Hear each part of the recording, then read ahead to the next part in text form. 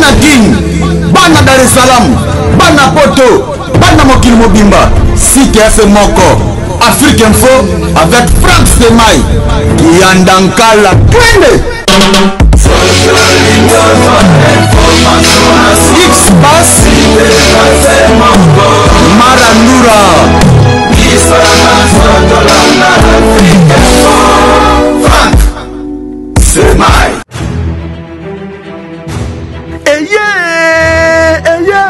Du nouveau à Kinshasa. Pas de soucis pour la couverture de vos organisations. Un reportage de professionnels. Venez contacter Africa Info Concept. Vous aurez un service de qualité. Et surtout, 1 pour les reportages deuil. 2 pour vos fêtes de mariage. 3 pour vos fêtes de baptême. Et aussi anniversaire et autres. Nous sommes très disposés de vous offrir un service de qualité. Côté photo et kobangate, ba photo shooting, ya modèle, ya lelo, ba couleur solo neti kaka na New York. Et koyeba na kutute, oyo ozali, okomi bossa na yomoko e. Venez nombreux car nous sommes à une phase promotionnelle. Soki olingi to diffuser makamburu na internet ezali kutu na prix ya mukei kobuka na lisute. Africa Info Concept, la qualité oblige. Mafuta na mafuta. Très heureux de vous avoir nombreux et connectés sur votre site www.africainfo.net. L'arrangement particulier du 31 décembre 2016 a été signé hier au Parlement sous l'égide de Léon Kengo Adondo et Aubin Minakou, respectivement président du Sénat et du Parlement. Sur ce plateau, nous recevons M. Mike Mukeba Yinkoso, avec qui nous allons échanger déjà, à qui je dis bonjour, M. Mike. Bonjour. Oui, Monsieur Mike, votre réaction par rapport à ce qui s'est passé hier au Parlement? Ouais, d'abord, je suis un peu surpris du comportement de M. Léon Kengo Adondo. En ouverture de la session, il avait dit que toutes les institutions étaient illégitimes, à commencer par le Sénat qu'il dirige, l'Assemblée nationale, tout autant que le président de la République. J'ai remarqué que depuis un certain temps, il prend des positions assez courageuses, mais il est incapable de passer à l'acte. Il n'a pas le courage de dire non dans ses actes. Il aurait dû hier refuser de présider cette cérémonie pour être conséquent et logique avec lui-même. Mais c'est dommage, ça ce sont nos aînés, nos parents, nos papas, en fait, qui ont toujours diriger le Congo de cette façon-là. C'est des gens qui sont devenus millionnaires grâce à l'État, des gens qui vivent des moyens de l'État, donc incapables de se dire un matin que je peux prendre mes distances et accepter à la limite même de démissionner. Ça, c'est un point de vue que je voulais donner sur Léon Kengo Adondo. Mais sur la cérémonie elle-même, elle n'a aucun sens, ni sur le plan politique, ni sur le plan du droit. Je ne sais pas, c'est en vertu de quelle prérogative de l'Assemblée nationale et du Sénat que ces deux cocos-là se sont permis de réunir des gens pour signer des arrangements particuliers. Je ne vois pas d'où ils tirent ces compétences-là, ces pouvoirs-là. Il semble que c'est Kabila qui les a instruits. Il les a instruits en vertu de quelle prérogative constitutionnelle. Nous sommes dans une situation de crise. Et les évêques ont été appelés au secours par lui-même Kabila. Donc c'était aux évêques de conduire la médiation jusqu'au bout. Ce qui est curieux, c'est que lui qui est une partie au conflit s'est permis à un moment donné de retirer aux évêques la médiation et de décider lui-même de conduire, de trouver de réponse au reste des questions pendantes. Donc, comme je le disais, c'est une cérémonie qui n'a aucun sens. Mais si on doit tenir compte du rapport de force sur le terrain, Je crois que ceux qui ont posé cet acte sont complètement trompés. Parce qu'en fait, au jour d'aujourd'hui, il ne s'agit plus de se battre pour l'accord du 31 décembre. L'accord du 31 décembre a été coulé en résolution des Nations Unies. Et cette résolution est claire.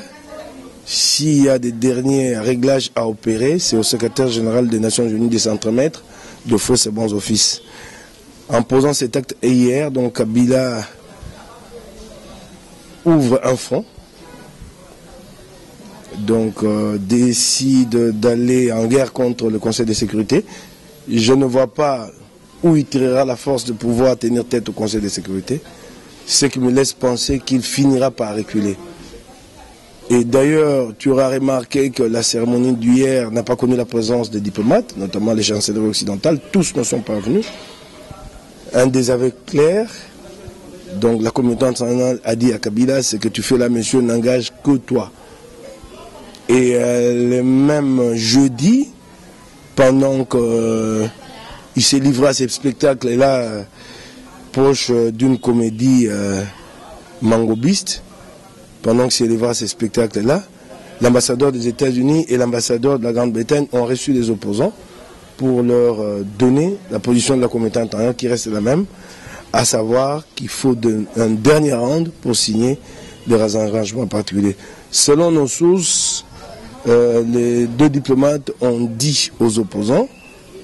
que les derniers rounds allaient se jouer à Addis Abeba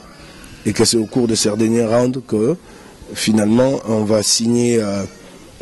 les arrangements particuliers. Et il faut considérer aussi que la position des ambassadeurs hier est une réponse à la fameuse tournée de Kabila en Afrique. Les gens ont beaucoup glosé autour de cette tournée, au Caire, chez Al-Sisi, à Libreville, chez Ali Bongo. Al-Sisi a parlé ou aurait parlé de la non-ingérence dans les affaires intérieures de la République démocratique du Congo, alors que des ambassadeurs hier décident en bloc de ne pas pointer présent au Palais du Peuple. C'est une réponse claire pour dire que cette diplomatie approximative de Kabila qu'il a tenté de mener au Caire et à Libreville et ailleurs n'a pas porté de fruits. Donc c'est vraiment clair. Et tu sais que c'est comme ça, ces régimes t'attendent depuis un certain temps. Mais selon Actualité CD, il y a eu quelques diplomates qui se sont présentés dans la salle. Je ne parle pas de quelques diplomates. Je ne parle pas de quelques diplomates. Et puis j'aime pas beaucoup, quand j'analyse, faire allusion aux médias congolais qui sont pour la plupart très corrompus.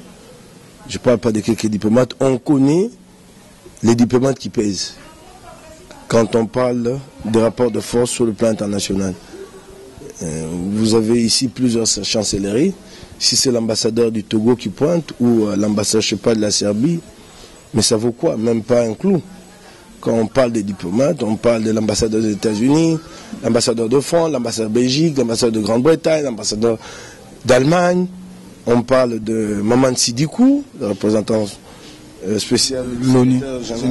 des Nations Unies, qui n'a pas fait le déplacement. On parle du délégué de l'Union européenne, qui n'a pas fait le déplacement, c'est ça. Alors il ne faudrait pas qu'au moment où le pouvoir est pratiquement mis au dos au mur, qu'un média aille dire que quelques diplomates, lesquels, qui pèsent quoi dans ce jeu sur le plan international. Donc c'est clair, c'est que le monde a fait comprendre à Kabila qu'il ne pourra avoir des saluts que si il accepte que les Nations Unies s'entremettent via le secrétaire général pour la signature des arrangements particuliers, et c'est très clair. Hypothèse fort probable, si Kabila s'entête, c'est qu'il n'y a pas de compromis dans le prochain round prévu à Addis Abeba. Hypothèse très probable, le monde dira demain qu'il n'est plus possible de parler avec Kabila et le monde agira en conséquence contre ce régime ici. Je crois que tu as suivi les propos clairs et nets de Didier Reynders, le ministre belge des Affaires étrangères, qui a dit que le temps de Kabila à la tête de la République démocratique du Congo est révolu. Je le cite, nous travaillons déjà avec nos partenaires sur l'après-Kabila. Donc l'option est levée, mais si Kabila s'entête, je crois que ça risque de se passer très mal pour lui, ce ne serait pas à son avantage. il a des hommes derrière lui, il faut qu'il réfléchisse à la survie de son groupe politique plutôt que d'amener l'ensemble du groupe à un suicide collectif. Il avait dit à Kingakati qu'il n'amènerait pas son groupe à un suicide collectif. J'ai l'impression qu'il y va doucement et de manière quasi inexorable, quoi. Donc c'est un peu ça. Oui,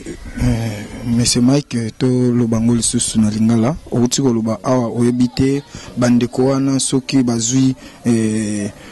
lokumu wana wapi ya kosala makambo wana, me bayi ba episcopo ba ngomoko basango basi balobaki ki basali plus de 98% etikali ete moi ba pourcent soki mibale 2% yango wana bakendaki kozongisela mokonzi ya mboka rapport yemoko asilisa ba makambo wana etikali 2% etikali boye soki mokonzi ya mboka alobi ke na nzela ya parlement ba signer ba accord particulier pona nini IDPS ou soit MLC bomonanite yo okamati opesi ba mupe mosate basangisa bato po kokoso eza mboka na kati ya kokoso wana yo moko za na kati ya kokoso petolo ba malamu yo moto luki kokoso wana yo moto bebisi mboka opomoli na baoya yo te mboka mapono meselamite opesi ba tata episoko po mosala te bayokisa yo boyokana na baninga opposition tango bakekuna yo na maele no ya mabe osali te boyokanyeza te po baya kozongisela yo misala na maboko yo moko za nkati ya kokoso yo moko pe okomizuze ezaka bongo yo na mwasi na boko okana na ndako bengi ngai sima na ngolo kwa yo oza na bibotu ya kobeta olongoli ngo bitika nga sise na bete ya bibotu yango wana likambo kabila kosa ezaka te tango ba tata episcopo ba hela ki mosa esenga te sa bo zonga bo kende ko sisango po mosa na silaki te na motema mabe ya ngambo na ye baboya ki yaki mena bango basaki babite to kanga wa to kanate e bongo ba tata episcopo motema esuka bango ba ya ko zongisa mosala kasi motambo ya koi nango yango wana ba tata episcopo bazongisi yo mosala awa to esu na lokasa ya senko te to ko be so accord à 31 décembre te. Comment la résolution 2348 okingai résolution wana elobite soki bato bayokani te pona kosukisa misala esengeli te secrétaire général des Nations Unies aya kosunga batata episcopo to paye moko secrétaire général des Nations Unies asala babenga lokota effacer bons office wana yango moto na ye motindami na ye mama Ntiduku bandaki banda poso eleki okingai yosiko la muki obite na tindi bato kuna na paye di pepe minako na kengo ndingisa wana na pesio yango bokonzi wana yozwango wapi po baponaka yo pona mibu mitano na mokolo moko te ya kobakisa likolo mibu mitano sika loko sesi mapono mite lobi kono eza be na nzela moko na nzela ba bengaka consensus compromis politique. Yo vandi olamuki to ebite soko zwi ndingisa wana wapi pe osengi mba moko bite te bato ba ya paye di pe ba ko tshali nzaka batie nzaka bozoba eloko ya kende sika moko te yo monite batinda mi ya mboka ba pa o ya minene o ba bengi ba ambassadeur yo mona bango kuna ya États-Unis ayete ya France ayete ya Belgique ayete ya Grande-Bretagne ayete ya Allemagne ayete motinda mi ya secrétaire général des Nations Unies Maman Ntiduku ayete délégué à motinda mi ya Union européenne ayete eloko nyeko bimakuna petango bango bakosaka eloko na bango wana na paye du peuple ye motinda mi ya États-Unis na motinda mi ya Grande-Bretagne bayambi bo opposant pe bayebisi bango te o ko besa mana pamba bango bakolanda ngo te balobi te kokuta na ya usuke kozala mikolo ko ya kuna na Addis Abeba na Union africaine pona ko sisa likambo wana pe oyoki ministre des Affaires étrangères ya Belgique abi malamu te bukonzi ya Kabila pona bango esi bakomi kosala te babongisa eleko ko ya sima Kabila sans Kabila alobi yango polele o salami wana aloko bato babite to sa mwa maseki na biso to zange ko sana yo bandi bato so bayi bato limemia na bango moko limemia na Congo bako ko ya na kosaba bozo ba ndinga bosoto ba sayi lubwa bozo baba tatami baba vandi balati pe bakeke na bakazaka bakomona te ekolo kwa bakenda ngo ekenda wapi namoni na oyo atunaka o asaka filmene ya incroyable famille Kamere namoni kuna vandi bavandaka be boete kuna na nini na kanchati te balobaka te sili to sukia watu ninga na so ate suka bazongisi bango simate pe bato batako bato bakoma komilela lelawa Kabila tamboli ye wana ke na mboka Egypte kuna balobite bato bakota makambo ya Kongo te batika Kabila sisa ye moko awa batindami ya bamboka bapaya minene baboyi ko ya lobi ingo baboni ingo bate oyo bayeme kuna na Egypte pamba wana ya ko bebisa mission ya l'état ko tambola pour pamba. Donc boyepona yo présence ya monsieur Vital Kamerhe vaut à rien. Et bon ko kumbani tawa kendaka na kanchachi ekendaka ni esukaka wapi moto wana yo ko eba maele na ete ye maele na ye akomi penza siko moto Kabila pasi na ye ana misolote ya kokenda maponomi yango wana yete ako maele ne yani maele mabe Kabila alembisa Félix Tshisekedi IDPS lemba Moïse atika libanda ya yebite suka Kabila koza suna maponomite ebongo tango yokoma na suka wana ekwebisa Kabila omoi na ngambo nayo bengai moto na makasi koleka bato nyonso pesanga misolo ebongo na kaya maponomi tango akwa mokonzi mboka na kobatela yo na ba oya yo na biloko na yo oyoki maele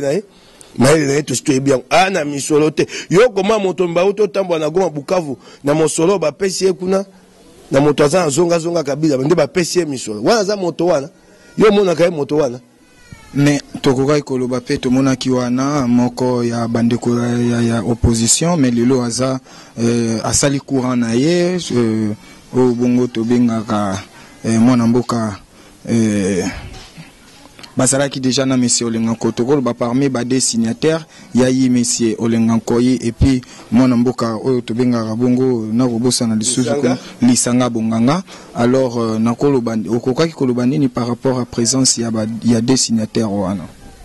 oko tangisanga kombo moko na oka ngo pona bango na mondo ko pesa ngakele moto ko benga lisanga sangisa bayi majorité zwa bango ata kama 100 tuna bango na kati na bino boza moto kaka be moko ona lisanga senga mbongo te tuna bango biso senga biso nyonso wana moto te limbi sangai soki ba panzi sango baza osa musa solo bato lokwa lisanga basi batia pembeni wana moto te okingai wana moto be kotambola wana ndepete akosuka okingai tango bato bakomi kosala politiki pona koluka kolesa mwasi na bana yango mboke kufi tango mokolo wana za mosala te eloko nyonso o bakopesa akokende esika nyonso komona te kuna akozwa ta mosala po azwa ta kama ya $, akokende okingai na mosusu oyo kotangela ngai Samso o babi akobunda ta azwa senta na ebite so akobanda kokoma kosa mosana monoko nini o moto babengaka don tonkel o lokota li français alobaka na yebaka te soko atanga wapi wana kutanga yanga bato wana te na yebisi yo te o basali wana lobi yana mobomo emolai te ekosuka bato bayebaka te ekosuka bango bakolukaki oloko bakoluka ya misolo babika okingai bato wana nyonso kotanga yangai bomoi na bango mobimba nyonso ndako kazaka nyonso bayi nango eya be na moto abana Kongo na kanyaka be na kanyaka o kotanga yanga wa suki ebele wana Samso wana na kanyaka be na tuna bango na bomo inayo liboso to ya politique ozako sa mosani o futa malifuta nini na suka ya sanza liboso to ya politique okingai politique bayaka osali ngonga mosusu maponami baponi yote ozonga mosala oyo bongo kobika ne bango politique nde ekoma mosala bakenda bayiba batonga bandako okingai yango moni banda babandi politique ba mataka te beye moko na mwasi na bana bato mibale bana kotanga yanga bana bato boni na sima bango tuna ngai so bana bato boni na sima bango ata moto te yo kotanga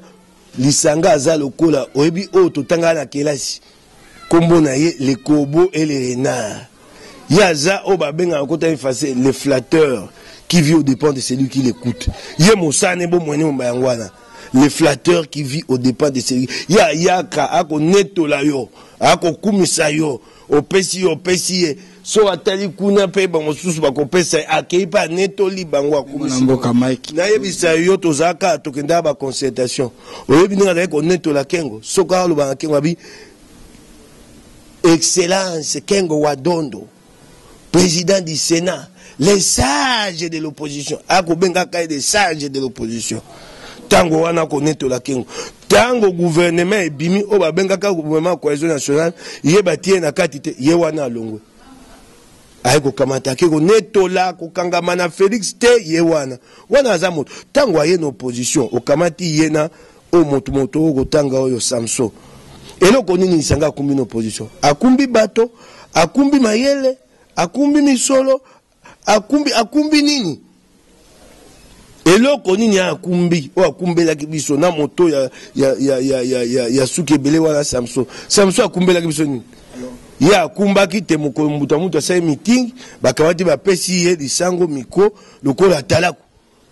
Poisa mosala ya talaku, asaki yango pe malamu. Topesi longonya yango wana bakumbela kibiso nini nako tuna yo bakumbela kibiso nini o tokoka mote en passe soko bakei pena ko ebisa to sepe na kabila mingi kabila ko ebate tokopesa ema tondo longonya mingi asaisi biso ko zombuma nyoso ya mabe ko bimisa biso yango toka ko za ne tumba mo makasi na kata ya sambema lobi na mapono bayimboka ba sili ko eba nani azali nani Kabila sesi biso ya mosala pasi ozwi boye ba pesi o liboka madeso mabe na banzete na biloko amike na katomende ba mama banyoko kama kapona kopona madeso koko zongonga mobima ngonga mibale kopona madeso Kabila sesi biso mosala wana mosala makazi ya poneli biso alongo mbo so mabe akeya akumbi pa na akumbi biso to biki ba imboka ba yebi lo kopona nani nani aliwa na o akobunda pona mboka nani ayekoluka mwa kanyaka na epa bika na ye na libota na ye oyo gobenga mbuma mabe me na ebite kolanda pe ba déclaration ya madame F Bazaiba alobi c'est comme si majorité eko mkoluka ko sala eloko déjà saimaki na ngambu ya rassemblement tout le monde bande comme mususu bakendaki po déjà na part ya MLC tout le monde ki ndeko fidèle azalaki wana amoni yete ki monsieur fidèle lisusu alinga kende na mabina o bandeko babina kiliboso nako ebisa yo moko nako fongola monoko na makambo ya MLC ba imbuka bakoka somo MLC wana banda mokonzi na bango ba makambo moko ya malamu te na linko ba makambo wana te lelo okingai na koloba yango makambo ya MLC na koloba na moni na leli mingi na leli na koloba makambo ya MLC moko mosusu boye to luka o mokoloni ni po ete to bango sikote na ebitina kasi na laki bato ya MLC mingi te na koloba lokwa bako tambola ka be na nyamu ta sanza moko to sanza mibaye na kovanda mokwa na kolobela be makambo o ya bango o basaka na Kabila o basaka na Kimbuta na kobimisa yango nyonso na poasa okingai na laki yo sanza moko mibale to misato na kovanda be na kolobela makambo wana ekoyebana Monsieur Mike yo lobby était bons offices ya Monisco ou soit ya ONI et au même bino na Addis Abeba mais déjà na accord signé le 31 ndenge zala kibongo toyebi ete bolobaki il y aura la libération des prisonniers ou prisonniers politiques ou d'opinion bolobaki pe fin de dédoublement des partis politiques bolobelaki pe makambo o totali tozomona awa remplacement de vos délégués à la CENI et au CESAC. Est-ce qu'on dit vraiment makambo wana nyoso? Pour ça maté le quoi bon. Et ko salema. Ya likambo ba tie na kati ya lokasa ya Senko. Oyo lelo ba kotisi yango na kati ya résolution ya Nations Unies o babi na Kabila te meka o ko ndubundisa Conseil de sécurité soko a mobali total yo. Soko ko suka te. Makambo wana ko sama. E ko sama po ezo senga te. To bongi senze ok na maponomi ok maponomi boni soko tieli so na kati ya senite ok maponomi boni soko ta se sakte c'est ça kuna yango nde moto kambaka makambo etali ba panzi sango yo yebi natanga maponomi musala ya bapanzisa ndenge zaka lelo c'est ça wana bato babenga ya ANR service de renseignement bakomisa ngo eloko na bango bongo soko tieli so na katite okoza maponomi ya malamu na nzeni makambo wana esenge ete sama pe ko salema mwana mboka Mike Mukebai tokomi kokende vraiment na suka yebisa biso lelo oyo justification au point de vue à monsieur Valentin Mubake omoni yango ndenge nini po ye asepelite na oyo lekaki lobby alobi ki était pona koleka na arrangement particulier et ba signature ya arrangement particulier esengeli ete toleka na nomination ya premier ministre esengeli ete toleka na nomination ya président ya conseil national des sages pe esengeli ndenge komami na annexe kuna chronogramme et ezala mais lelo oyo bandeko ebele bayebi ke monsieur Valentin Mubake aza isusu na ngambo na bino te boni bokomi kokabola ba point de vue moko be etali biso te to moni ta lobi nzela liloba moko na biso etali kasi ye asa mi bomaki ata lobi bongo ba imboka babite wana moto esute asa mi pakola ki potopoto akeite kuna paix de la nation to moni ta lobi liloba moko na biso to sengi alo bakabe bongo kasi oyo etikali ete biso te asa benze ana biso to sa biso wana esu moto kotambo na ete pourtant wakende ko monaka bimake pa kabila koloba na nko te alo bawo ya yendenga lobi ndengo yo kotuna nga motuna ngai pe na monika lokola yo talobi yo amongo na biso moto atindi ya te soka amoni takende nzela mabe te sengi tazonga sima malamu na ye etali ye moko. Mais lelo déjà IDPS na mikolo uto le katolanda ki ba déclaration bozo senga consultation bokomi prêt ya komona président de la République mais yebisanga iboyezaka kotambola nzela moko te na monsieur Valentin te to komona ye na nzela ya rassemblement Félix akende ko Félix Tshisekedi akomona nzela ya rassemblement akende mona ete ebongo abima kuna yebisa biso ngana yake awa na kombo na ngai moko ya kendaki pa kabia na kombo na ye moko basaka politique bongo toza lingomba moto ya moto akendaka kuna na ndenge na ye ebongo lingomba egotambo ya ndenge lingombe bonga kate boyokani lilobe yabe moko toyokanaka boni toyokanaka te kokenda te na ba consultation ya Kabila ya kamati yake oyo Félix akoloba ngo pe na moi na mongo makasi akokende kuna na kombo ya rassemblement amotindami tango uta kuna kwa koebisa bao batindaki boni basola kuna ya lokolo ya Valentete o ya mikendele ki yemoko asa nzia na yemoko mais boye ndenge bolobi déjà boza na contact na bandlobi bayambaki bino na bandeko baba diplomate mais pourquoi kaka koluka comme na président de la République avec quel objectif te makambo to anango ekosila lisolo to bandaki na senko na nesite yango wana nzela mosusu ta ko senga te ba mona na Félix ayebisa na ndenge te bato wasola kala bakonzi te likambo boye tala awa ngala lingi babibo to ko pesa yo babenga na lokota ifrançais ba garantie nzela mosusu na bitete za bongo esenga te ba mona basola pona kosisa na yo ndeko Mike tomonaki mikolo lekaki monsieur Lamer Mende ministre de communication et médias a bingisaki ba pandisango na ba patron ya presse avandisaki biso po ete a lancé image oyo moko omonaki image o ndenge bazali ko boma bandeko ya ba bandeko na biso ozana liloba ya koloba par rapport ya makambo wana video wana nde kangi bangote video wana o babimisi yo yebite likambo ese komi ndongo eye moto kuna Nations Unies ebikisi bango to ekani zelanga na loba pote expert ba bomaka wana babite biloko na bango mosusu lolonzo na ye mosusu sumisi na ye ezali awa na Kisasa na bisika bato bana bokonzi oyoki ngai bayebi boni tezali na Kisasa batiaki yango biloko abenga lokota français plus batie mo eloko mo na kati tango yoko za lolonzo wana olongwe nango okenda ngo poto kuna na GPRS bakolanda kuna na satellite bakolanda sike kokende nde eloko wana nde pesaki bango pasi pote babima na nzela likambo wana yango mo bayeko bimisa bilili wana nde kangi bango isusu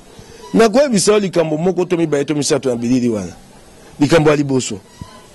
tango balakisi bako buma mindele mibale wana yo moni esika masasi ko uta okibe beti masasi to moto akoloba beta masasi wako ba ko ifase tirer amonani te okingai tango balakisi bate bakangi bato te ba policier na bato aka munasa te bakosambisa bango baboma bango oyoki tango bakosambisa bango bato wana lingala bakoloba kitoko wana yo moni molubo akoli kuna mboka na balingala yo kombono nani ekolo nini molubo akoli kuna na dibaya alo balingala kitoko bongo nako tuna yo tuna kamituna na ya nola yo molubo akoli na dibaya lingala bongo akoyikola ngwapi oyo yako tuna ba policier yo ekolo na yo wapi molubo oyebi tengai mama na nga moto akuna na dibaya na sika kenda kuna oko ndokuta na bapa bato kamwe na sa moto ako manyula lingala lokwa moto akoye na kisasa to akoli na mbandaka lokuta bato amoni lokuta na bango ekangi bango bakoyeba te video wana nde ekangi bango yo zela okoyoka okoya video wana nde ekangi bango bamikosi video ya lokuta yo zela kuna ba expert ya Nations Unies bako talaka video wana okoyoka tango ya neko bimao bango babandi nde bako mibikisa babami bomi okinga video wana nde bomi bango. Un mot de la fin par rapport à Union de l'obélité. Naebi ete bandeko balanda qui déjà lobby signature ndenge lekaki ya ba arrangement particulier yo moko au lobby arbino pe na ngambo na bino bayambaki bino et pas ya ba diplomate mais nalingaki quand même au lancer quand même dernier message ou soit le loba o kokako zala nango na par rapport à ba question au biso pe tutuni yote te nengeka kosenga baninga oya diaspora etumba batema batema bayika mpiko lokwa etumba na bango wana epesa biso makasi na kati ya mboka biso pe tokoma kotema totema biso yonso po mboko ebongwana na ko yebisa bandeko ya ngai o babenga anga kuna na makanisi ya te to zalelongo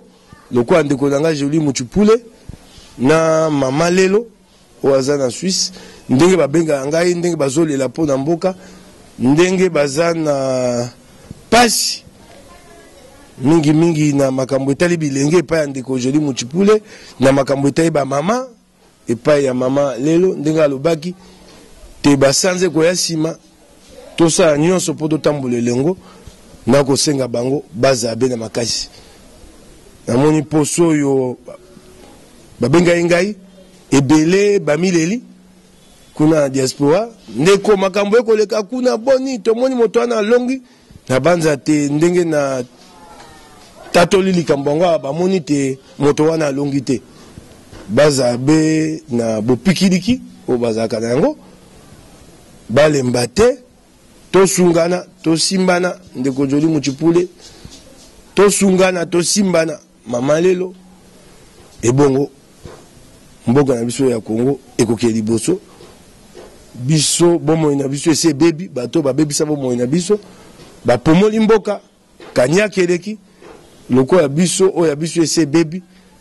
tosa nyonso te o ya bana o ya biso bakoya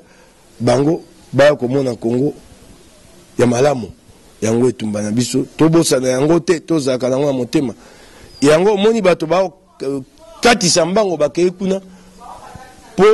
netumba na bango ba na bolingo ya Congo te netumba na bango esika ya Congo ezate etumba na bango ezali po te ya tambo ya mutuka na mune ya malili bato bamona kaye babenga nde babenga grand prêtre yango moni bato ba kokenda mbango na ngambo yango na kote ya mingi na likambo ya bolingo ya Congo ezali so bolingo ya Congo ezali okoyeba te na koyo okempa bato akanyaka te po bango bapomoli Congo bango batikali bene tumu moko tumu na bango ezali nini kolongola bango na bokonzi po bokonzi asikeya etonga Congo asika. Merci. Tokangi phrase wana monsieur Mike Mukebai tumba sikezoya et tout le koya sikezoya bon bande konyo so o balandi ba ebiete ki o manoli déjà na mituna batuna kayo ceux qui bande ko wana balongi yomoko lobi awa balongi te par rapport au tikoloba to koya lisu ko lukayo par rapport à l'actualité ndenge na ebisaka bandeko Africa Info eza site oyo to analysera beaucoup plus d'activités sur les enjeux de l'air. Lobby logo à tout monde qui déjà batu basigna qui na parlement ba y politique basigna qui ba arrangement particulier yango to yaki to monayo monamboka Mike Mukebai. Là déjà je dis merci à la grande équipe de l'Africa Info, merci à Donald Scofield qui était derrière la caméra, merci à Maël Sadiki, merci à Frank Stemaï Dissouka, il y a Janine Kiazola et pourquoi pas à Gloria Olangi, l'américaine perdue au Congo. Merci et restez branchés sur votre site. Au revoir.